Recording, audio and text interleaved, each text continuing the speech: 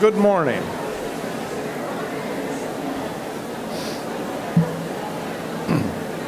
Ladies and gentlemen, good morning. Thank you all for coming. I'm Sandy Quinn, president of the Richard Nixon Foundation, and I welcome you here. And let's begin by thanking Chuck Jay and this great group for their musical prelude this morning.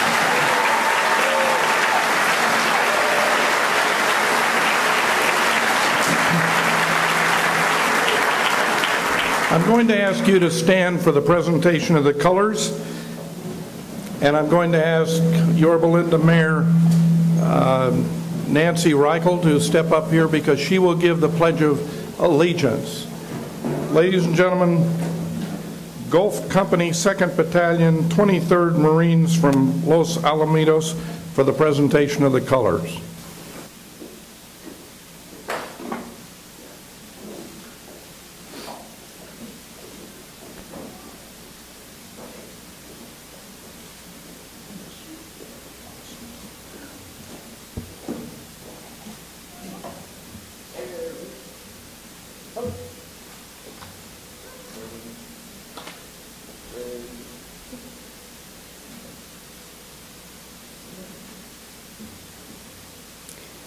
Today, as we recite the pledge, I believe that we do so with new and profound meaning as we remember our historical past and those who have given their lives for our country, the victims and the families of 9/11 who will never forget, and those of us who will lead this country forward to future generations for freedom.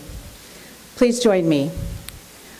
I pledge allegiance to the flag of the United States of America and to the republic for which it stands, one nation, under God, indivisible, with liberty and justice for all.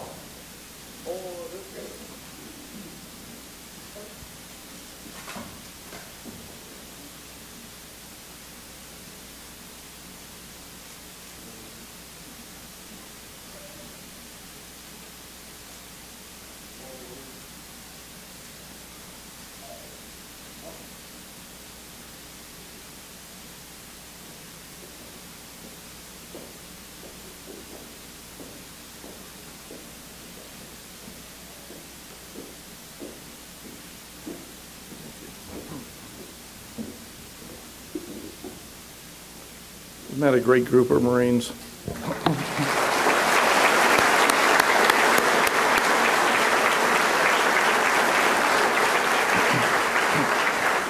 Please be seated.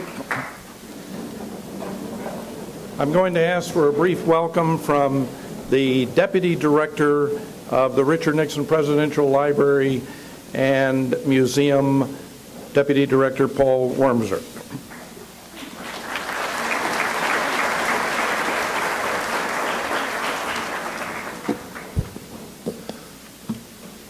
I'd like to thank all of you here for coming to this event. I think it's a terribly important one for us to acknowledge. Many of you, first of all, let me say, I want to welcome you on behalf of both the library and the National Archives. Many of you may not realize that the Richard Nixon Presidential Library and Museum is part of the National Archives. And the National Archives has a broader goal, a broader mission to preserve and protect the historically valuable records and artifacts of our nation's government. As part of that mission, most people know we have the Constitution, we have the Declaration of Independence that we hold in Washington, but many people don't realize that we have millions upon millions of pages of records, including records of the 9/11 Commission. We are charged with protecting those, and I mention those because I was reminded of this very recently when I read a very brief article by a colleague, by an archivist at the Center for the Legislative Archives in the National Archives, and when she talked about her experience for the last 7 years reading through the records of the 9/11 Commission and how this has really impacted her life, having to live in a certain way with the events of those days. It's a very poignant article, and if you go to the National Archives website, you can read that. I just want to read you one very brief quote because I think it is important. She says, her work preserving the records and ensuring that the stories that have so touched me will enlighten others for as long as there is a National Archives is the only means I have to honor them. I think that's very important, and I think the event here today really represents a lot of what the National Archives is about, and that's about remembering our nation's history, even tragic and horrific events like took place 10 years ago. And I commend all of you for coming to commemorate the events. Thank you very much.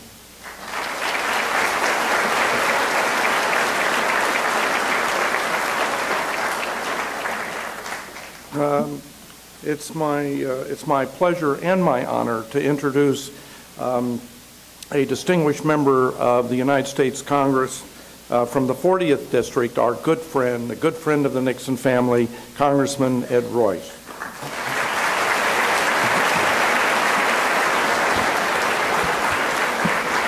Thank you, Sandy. Thank you. I chair the International Terrorism Subcommittee, and one of the things I thought I'd share with you is that President Richard Nixon responded after the terrorist attacks at the Olympics in Munich, and he said, "We do not seek accommodation with savagery. We seek to eliminate it."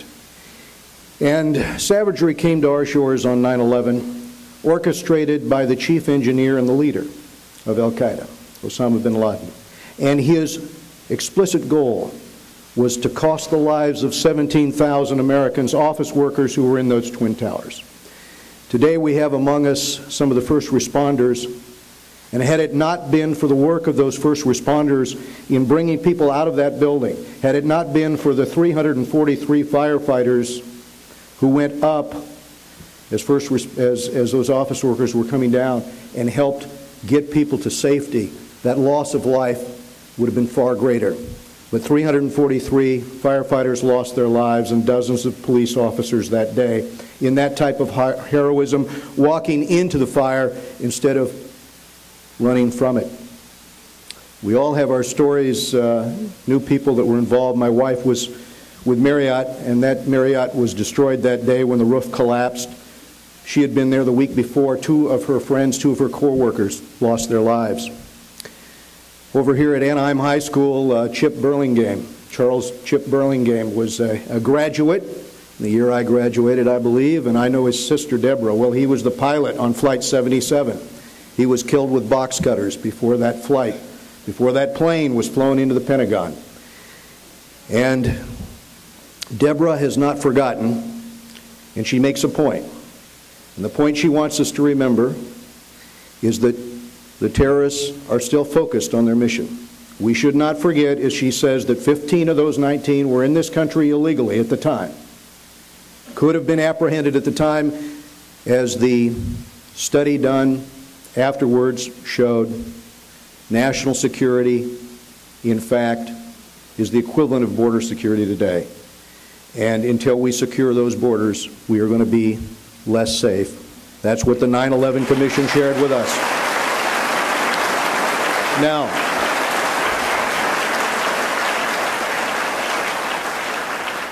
in conclusion, let me make this point. There was a lot of heroism that day. There was sacrifice, selflessness. We were better citizens that day. It's 10 years later. Let's rekindle that sense of community that came upon us on 9/11. God bless the victims of 9/11. God bless the United States of America.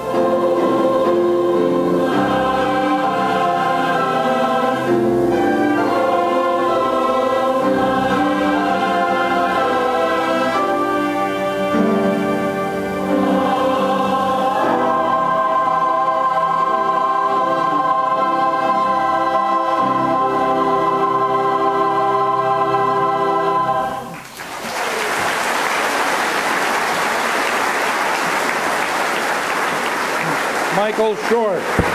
Michael Short, been the musical director at Orange High School for like 25 years. You just heard the Villa Park Symphonic Ensemble Band from Chuck J. You heard the Orange High School Concert Choir and Chamber Singers and the Orange Community Master Chorale. Thank you.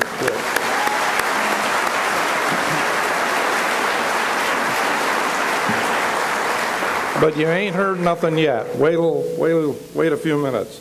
I want to acknowledge two members of the Yorba Linda City Council, John Anderson and Tom Lindsay. Thank you, Councilman, for being with us. Please stand. And also,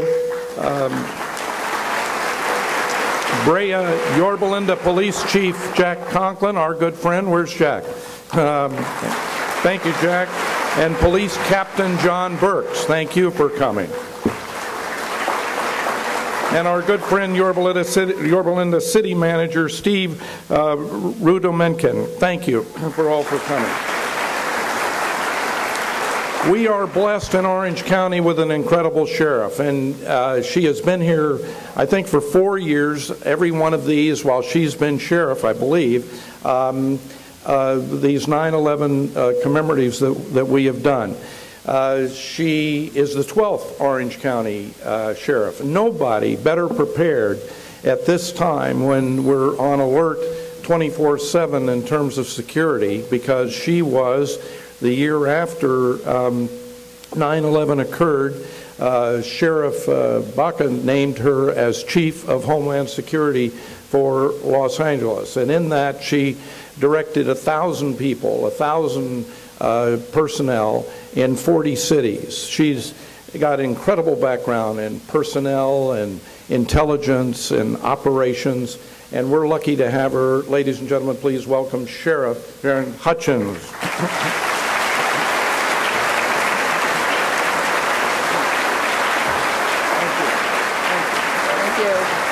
Thank you. And good morning. We are here today to remember the victims and heroes of 9/11.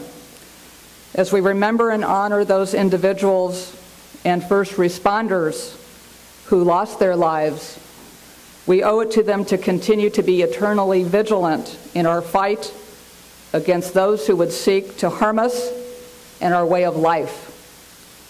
Let us remember those who lost their lives on that fateful day, now 10 years past, and those many individuals who risked their lives for their fellow citizens, for they are our heroes. They embody what it means to be an American. Just as this is a day of remembrance, so it should be a day of celebration, a celebration of our resiliency as Americans. We are proud every day in this country to be Americans, but I know we were all exceptionally proud when we heard the news that the elite naval unit known as SEAL Team 6 eliminated the mass murderer Osama bin Laden.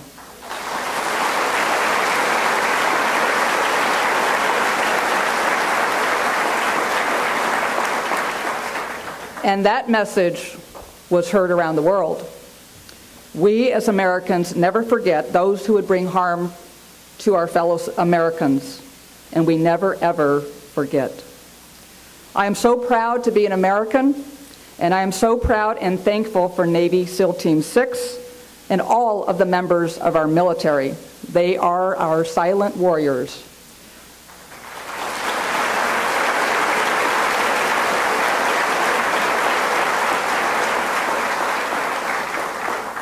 Today, let us not forget that our young men and women in the U.S. military remain deployed in some of the most challenging corners of the world, sacrificing and risking their lives in the war against terrorism and for our security and the security of this great nation. And let us never forget that we are a formidable nation because of our great military.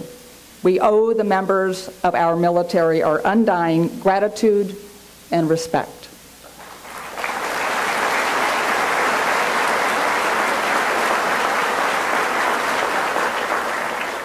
The war on terror is far from over, and it has defined a new generation. a generation that grew up following 9/11. There is still much work to be done. Let us not forget that while we have challenges, as every generation before us had, ours are no worse than those faced by our predecessors. They are just different. We will persevere for the sake of the freedoms they fought for and the freedoms we enjoy and hold so dear in our hearts and in our minds. Let us unite in our collective American spirit, knowing full well that we are all in this together, and together we will triumph as we have so many times before in this great nation. I hope President Nixon will not mind that I am quoting another great president, President Reagan, today. But he said this prior to 9/11, and it could not be more applicable today. We will always remember. We will always be proud. We will always be prepared, so we will always be free.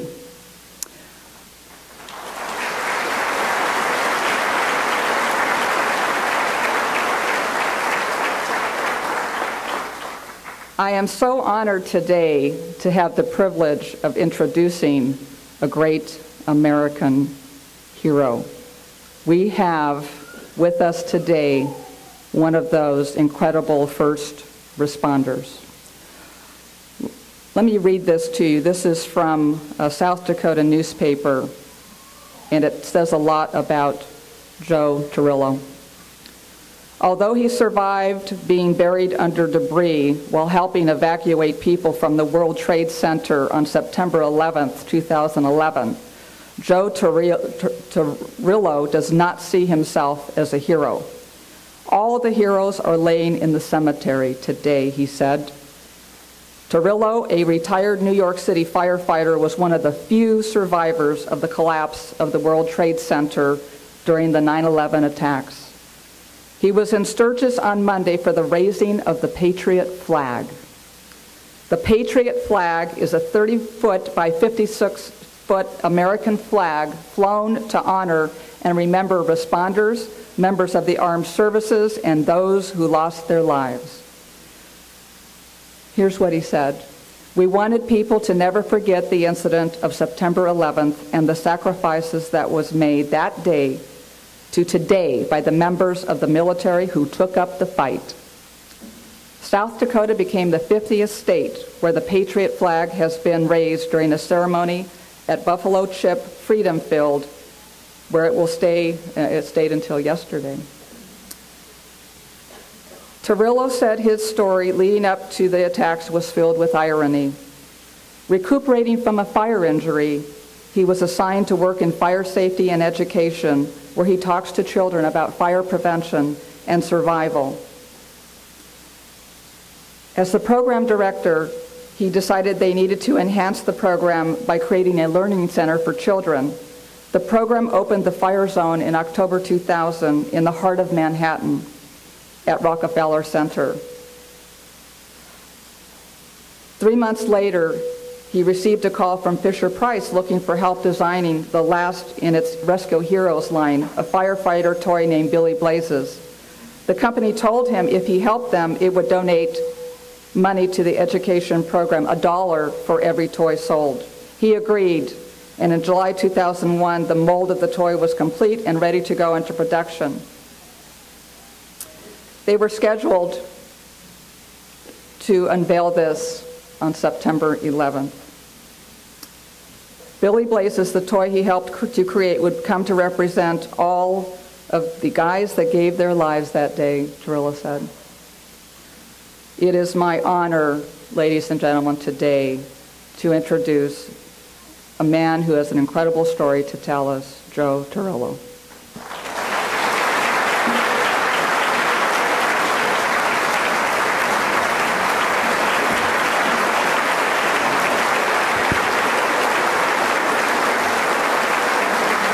Thank you.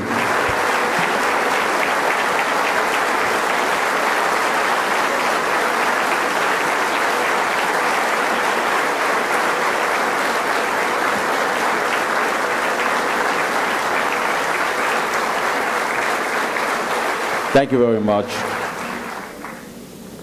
I guess I have to begin by saying how honored I am to be here at the Richard Nixon Library and Museum, and I know I'd be remiss if I didn't say how grateful I am to all the people that made my stay and my family's stay not only enjoyable, but probably one of the most memorable events of my life. And just before we entered the room, I had an opportunity to walk around with some members of Freedom Flame that wanted me to kind of meet and greet everybody that was online outside, and they wanted opportunities to have some photos taken with me and for me to sign some autographs. And people started looking at me, and I heard them saying, "Are we in the right place, or is this like the reunion of the Sopranos?"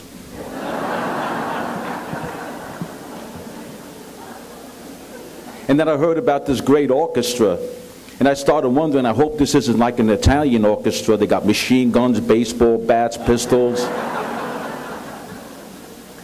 And I'm sure the last time an Italian kid like me, that looks like me, was out here in YORBA Linda, who's probably in the witness protection program. But I'm not uptight about it. In any event, you know, I remember the day 10 years ago today, which has become a milestone and a benchmark in the history of the United States, a day that changed the lives of every American and rearranged my world in so many different ways. And that recollection sometimes very, very surreal, as if it never happened, and sometimes it seems like it happened yesterday, and there are days it feels like it happened 100 years ago. And I'm here today to share just a little bit of the story, and I know that I'll only probably repeat a lot of things that you've already heard, but nonetheless, it's with great honor that I give the people right here in YORBA Linda an opportunity to share the day with somebody like myself that was there for the whole incident and was actually one of the few survivors, as you heard.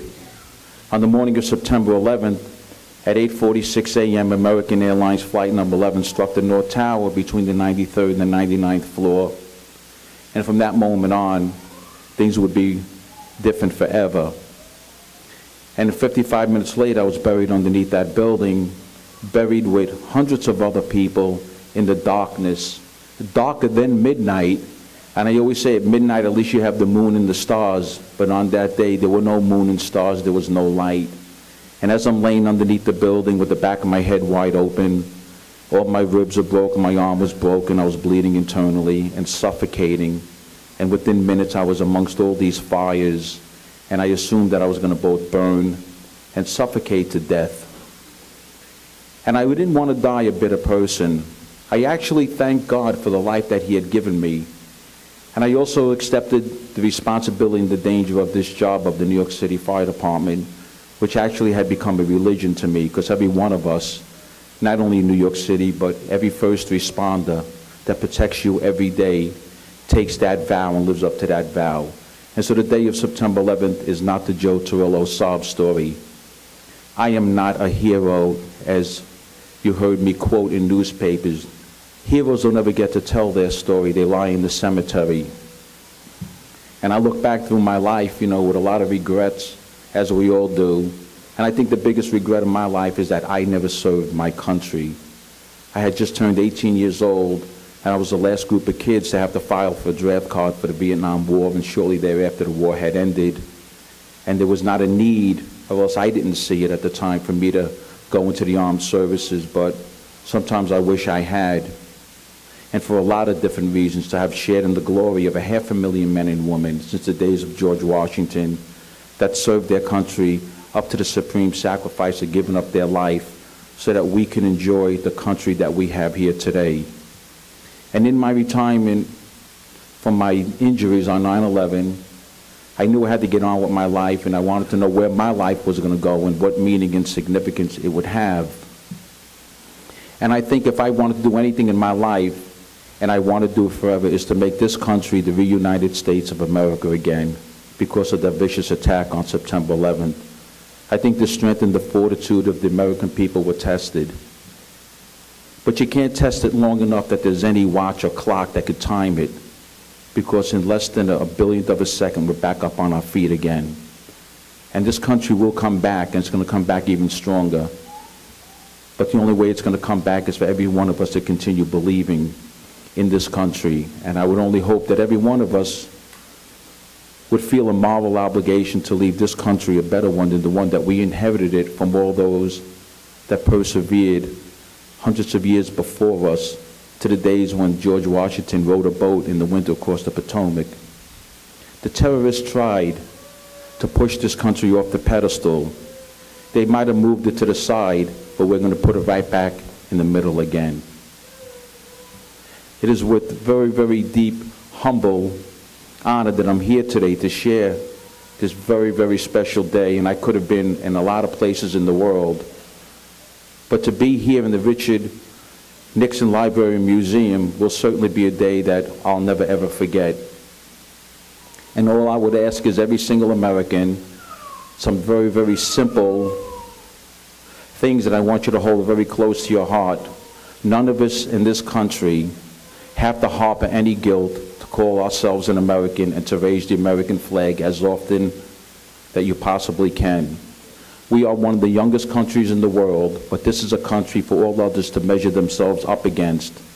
And as I get an opportunity to go around the world and speak at all these events, I know I have to be very careful on some of the things that I say at the sake of not trying to sound pompous or arrogant, because I'm very well aware that there are people in this audience today that have been born in other countries, or you can trace your roots back to another country. So when I would always love to say that the United States is the greatest country in the world, but people find that, as I said, arrogant. So I don't say that.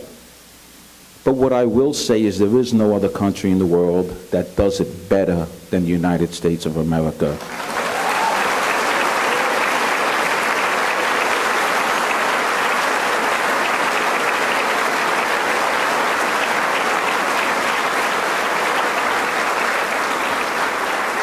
There are 315 million people, registered citizens of the United States of America, and there were a couple of handfuls of those 315 million people who somehow foolishly believe that they don't live in a place that just doesn't get better than any other country. And I like to think there's none of those people in this room today, but I'm sure in the 50 states, they're out there somewhere. My message to them is simple. There's 9,400 airports in the 50 states of the United States of America. There's 197 other countries in this world, all around the globe. For anybody who doesn't think that they live in the greatest nation, you'll have no problem finding a flight to take you to another place where you think you're going to find it better.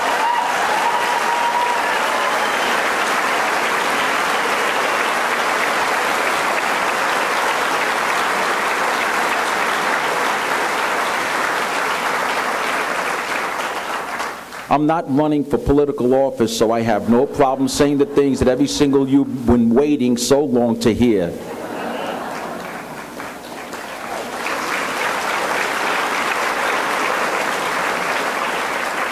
And for those people that might actually be foolish enough to take me up on the offer, we all know they'd be smart enough to book that trip with a round-trip ticket, because you know they'll be back again. I have never in my life, and nobody in this room can tell me that they ever witnessed a neighbor with a moving van in their driveway. They were packing up their belongings and said that they were going to actually move to another country to find a better life. Nobody does that, and we all know it.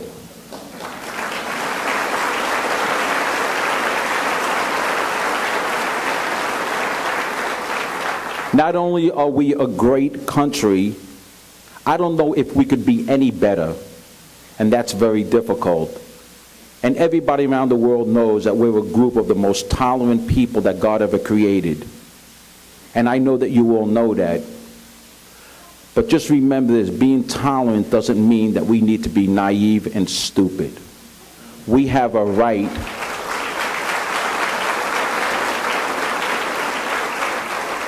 to always protect and defend this country and its people at any cost. And today I just want to say to the military that aren't in here, sitting in foxholes in Iraq and Afghanistan, God should bless all of you always, and please come home as soon as possible, but please come home with victory. And in closing, just let me say once again, I really appreciate this opportunity, and God bless you all.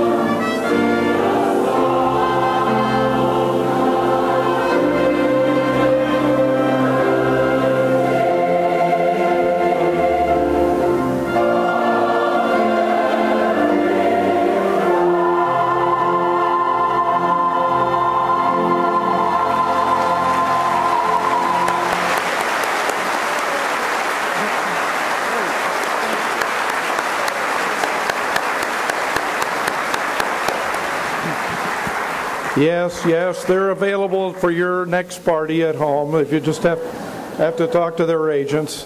Joe, I want to thank you for your talk. It was terrific. We really appreciate it. No, he said beforehand, he's He said, you know, I may need a translator. I don't think you needed a translator. Everybody in this room understood every word you said. Thank you, sir.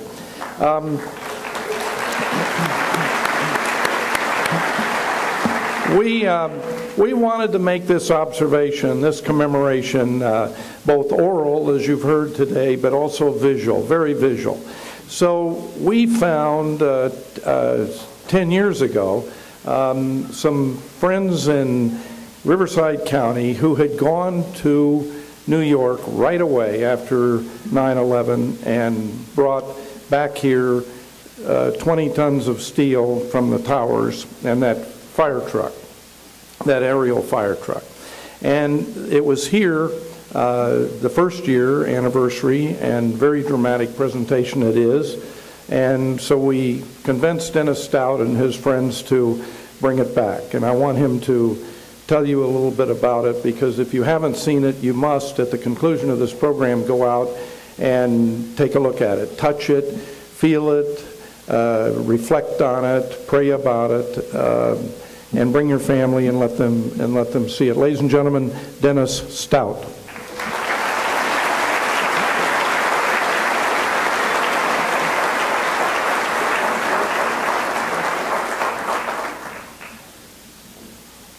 Well, I'll tell you, these are tough acts to follow this morning. Outside, as Sandy has indicated, there's 20 tons of steel from the World Trade Center. It's hard to believe that 10 years ago today in the morning, that steel was part of two of the most famous buildings in the world. They were the symbol of power, economic strength of the United States. And now they sit on that trailer out there, burned, twisted, and broken. With them is ladder truck 152. That truck, on that same morning, was in its station in Queens, New York, waiting for another day, hopefully a day without any work. But that was not to be the case.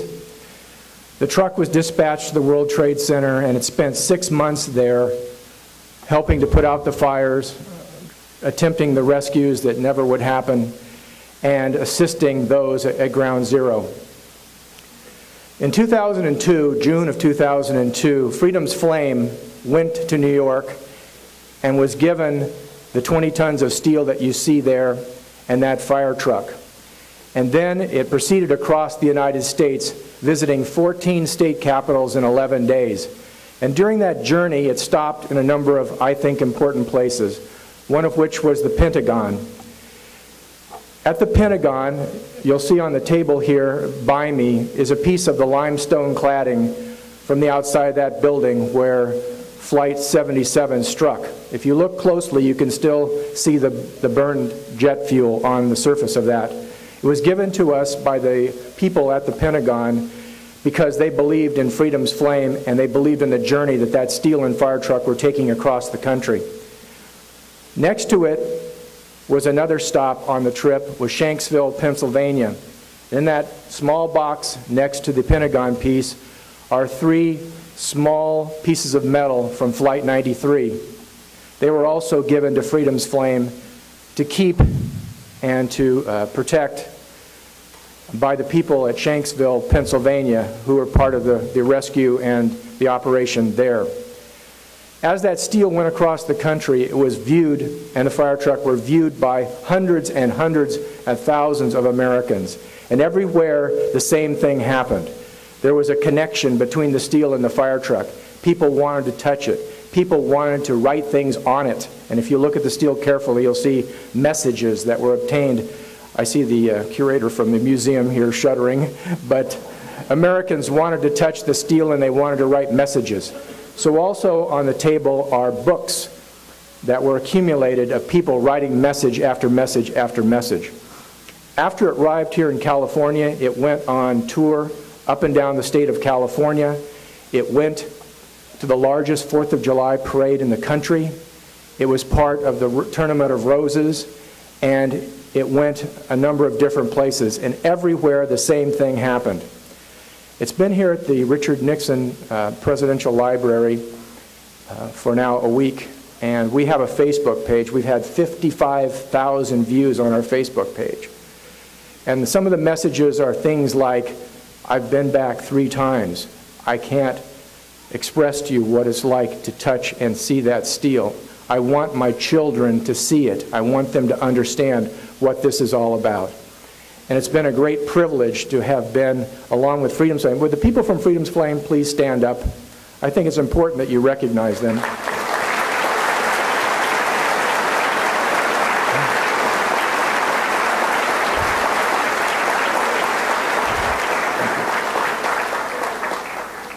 This organization has spent literally thousands and thousands of hours making sure that Americans had the opportunity to see the steel and the fire truck. I'd like to relate a very brief story. We've heard a lot of things in the past week or so about heroes, people like Joe Torrillo, for example. But there's one hero that hasn't been mentioned, and I think it's important that we talk about him. When we needed to bring the steel across the country, we didn't have any money.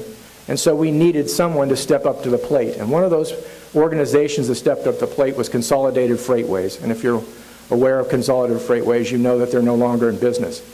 But they handpicked their best driver, a man by the name of Al Clayton.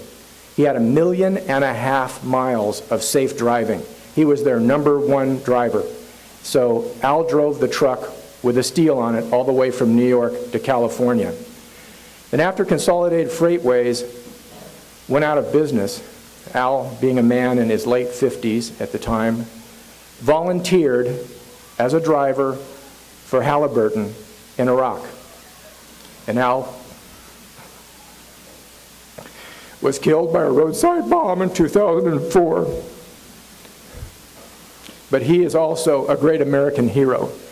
And no one ever, probably till today, had ever heard of him except for us. And I still get choked up every time I think about him. But that's what America is all about. People like Al Clayton that step up to the plate when you need them. People that will drive steel across the country.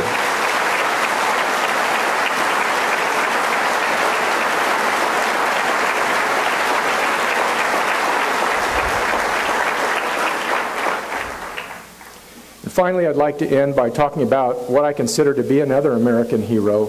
His name is William P. Leckie. For those of you that have never heard of William P. Leckie, you should. William P. Leckie is the architect and designer of the Korean War Veterans Memorial in Washington, D.C., on the Mall. He's a Korean War veteran. But he's also the architect of record who took Maya Lin's design, and he is the architect who actually oversaw the construction of the Vietnam Memorial in Washington, D.C. Bill Leckie, I call him Bill.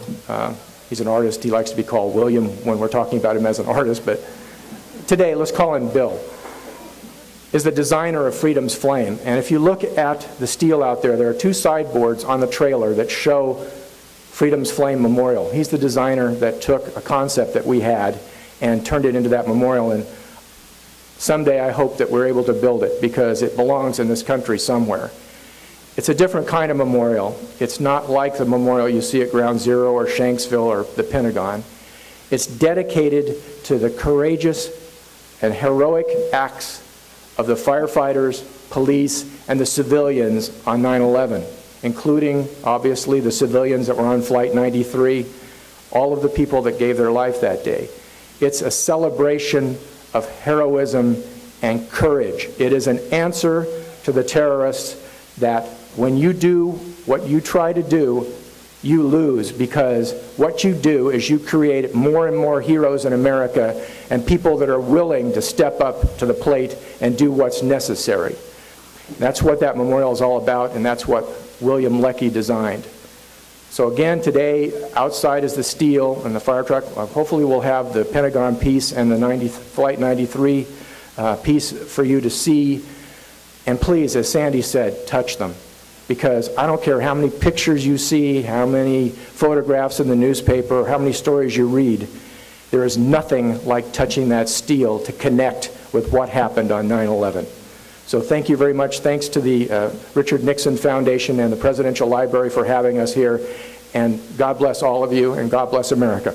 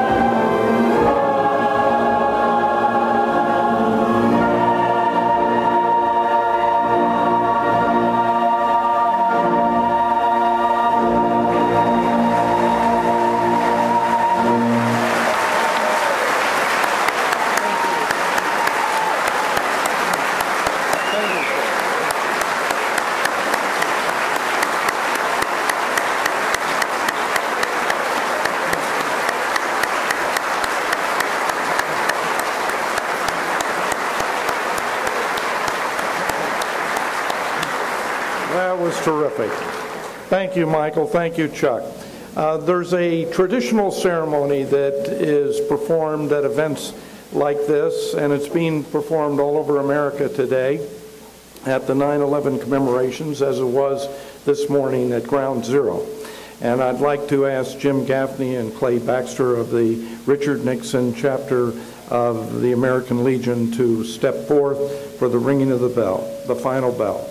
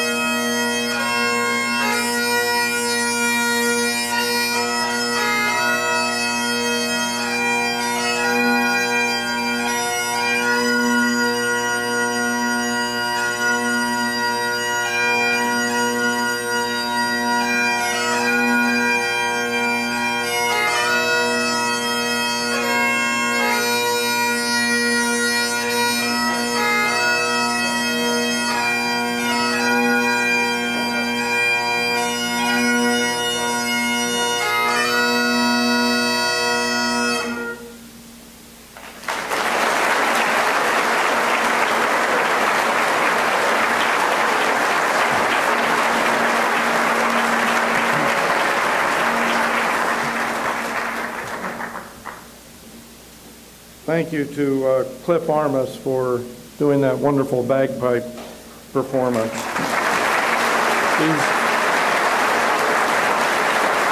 He's with the Los Angeles Police Department Emerald Society Pipes. Now, I'd like to also acknowledge the people who participated with us this week. and giving presentations every day in the East Room here at 10:30. We had 700 people, 600 to 700 people, mostly students from schools here every morning this week to hear speakers talk like we did today about 9/11. These youngsters weren't even born then, so they didn't really know about it. And seeing the steel, seeing the fire truck, and hearing from Angie Kardashian, who was a Tustin restaurant owner. She's with us today, and she, right after 9/11, sold her restaurant. And Angie went to New York and served food to over 100 firehouses, and she did that for 2 years. That was her Power of One theme. Angie, thank you.